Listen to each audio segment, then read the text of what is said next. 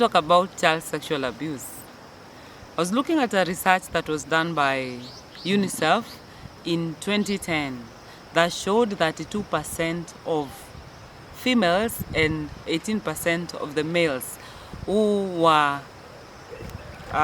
subjected to the research, out of 100, had gone through child sexual abuse. In my work as a therapist, I have noticed that out of the 10 clients that I'll take through therapy, 7 of them have been abused again sexually in their childhood.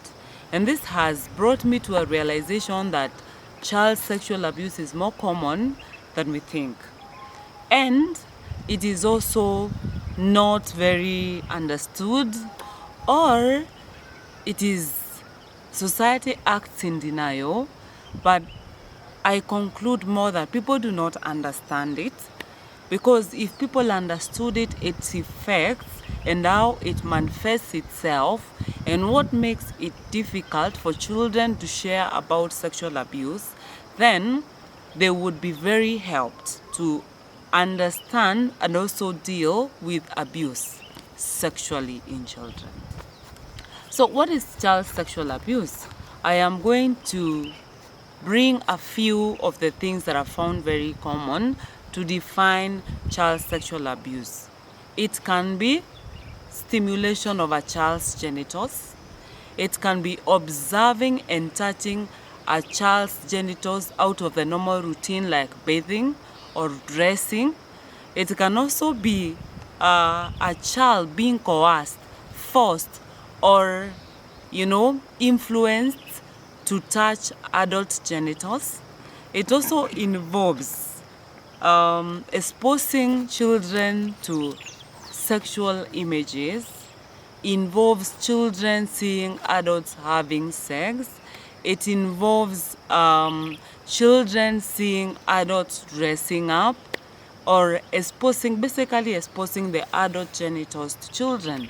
In some instances, it does involve children also handling other children's genitals, like playing with them, children having sex between themselves. It still counts for child sexual abuse.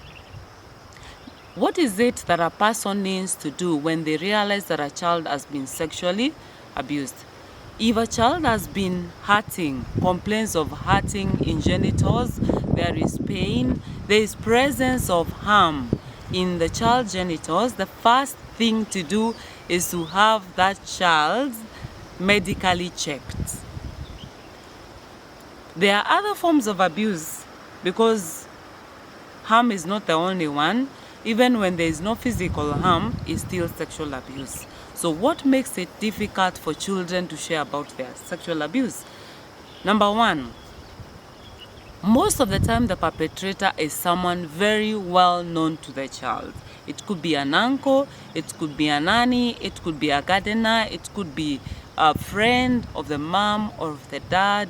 It could be a child that is older than them, a cousin who they have grown together, a friend who visits them in their house, someone very well known to the child.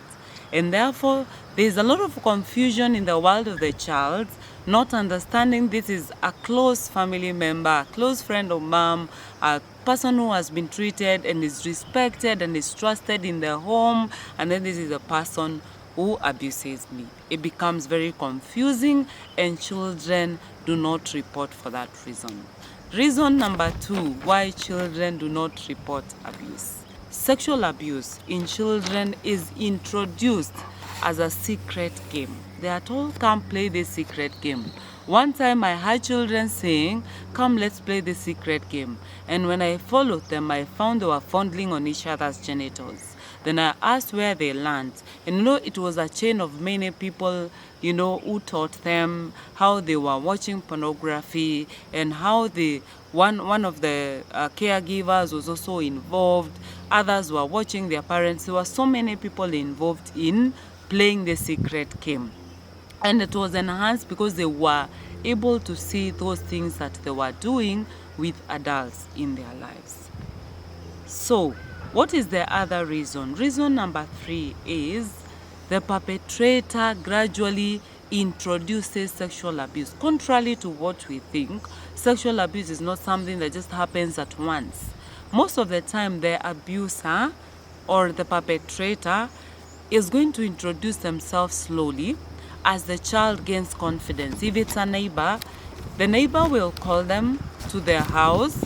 They will play this game, nothing related to sexual abuse. Play this game, share some goodies, probably have a gift, hold them, be there for them, those good things that children like. Gradually, they graduate to another level of friendship, then another one, then another one. And so by the time abuse is happening, the child has grown to trust this person.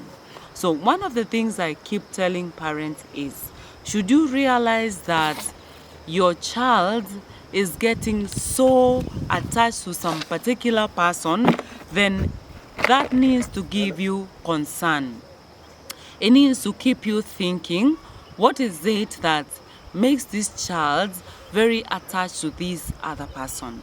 While not every other person that your child is going to be attached with could be sexually abusing them, but being a parent or a caregiver needs to raise your attention or give you concern when a child is inclined to a particular person and not the others.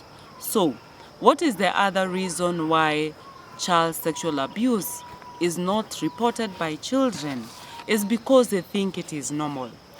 You know, most of the times I have heard children telling me, they call me and they were telling me, let's shower, and then we shower, then they would touch this way and they would tell me to do this, and that time they are being taught how to engage in sexual acts, or they would hug nicely with auntie, or they would be very close with a gardener, and then you would ask them to do this. Eventually, the acts they are describing are sexual abuse acts. They think it's a normal thing. It comes out as very normal. And remember, children do not know what is normal and what is not. So what they experience consistently covers for their normal. Now, the fifth reason why people do not, or children do not report abuse, is because they are told if they share, something bad is going to happen to themselves, to their home. Either they are told you'll be kidnapped, either they are told your parents will be killed, something bad is going to happen, your house will be burnt down. So they are consistently abused and still asked not to share. And that forms part of the reason why it is difficult for children to share their stories of abuse. So in part 2, we'll be sharing about the indicators of abuse and what is it. Moving forward in the other parts, we'll be sharing what is it that a parent can do to protect abuse. What is it they can do if a child has already been abused?